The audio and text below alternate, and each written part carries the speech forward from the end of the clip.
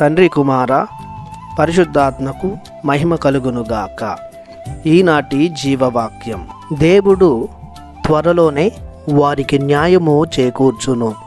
లూకా శుభవార్త 18వ అధ్యాయము 8వ వచనము. దేవునిచే మిక్కిలిగా ప్రేమించబడుతున్న ప్రియ దేవుని బిడ్డలారా, మీకు శుభములు కలుగునుగాక. ద్వితీయోపదేశకాండము 32వ అధ్యాయము 4వ వచనంలో చూస్తున్నాం.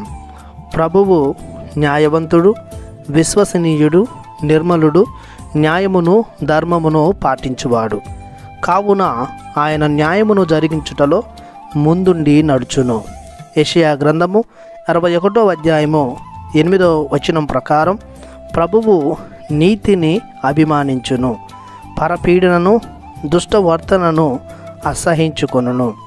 యెషయా గ్రంథము 30వ అధ్యాయము 18వ వచనం ప్రకారం ప్రభువు న్యాయవంతుడు, కావున ఆయనను నమ్మిన వారు ధన్యులు.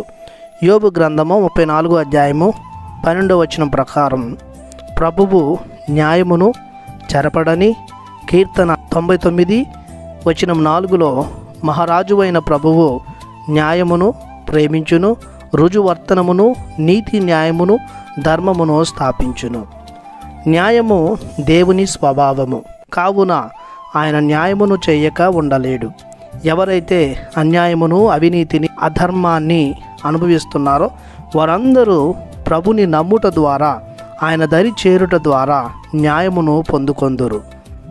ఆయనను నమ్మిన వారు ఎవరును ఒట్టి చేతులతో అన్యాయానికి, అవినీతికి గురి కాలేదు. ఆయన న్యాయవంతుడైన తీర్పరి, కావున ఆయన ఎవరికి అన్యాయం చేయడు.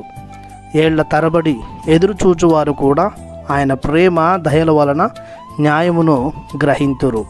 అవినీతిని, అన్యాయమును, అసత్యాన్ని దైనందిన జీవితంలో అనుభవించువారు తప్పక విడుదలను పొందుకొందురు. ఈ లోకములో నాయకుల వలన, అధికారుల వలన, దోపిడీకాండ్రు వలన జరగని న్యాయము సర్వశక్తిమంతుడైన దేవుని ద్వారా తప్పకుండా జరుగును. ఆయన విశ్వసనీయుడు, నమ్మదగినవాడు, తన ప్రమాణములను నిలబెట్టుకునివాడు. కావున తన ద్వారా మనకు న్యాయము జరుగును. కావున నమ్మకముతో, నిరీక్షణతో జీవించుదాం. ప్రార్థించుదము.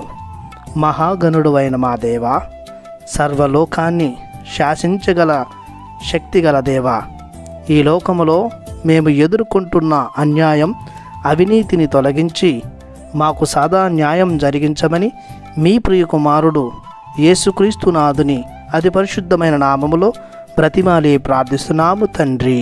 ఆమెన్. దేవుడు మిమ్ము దీవించునుగాక. ఆమెన్.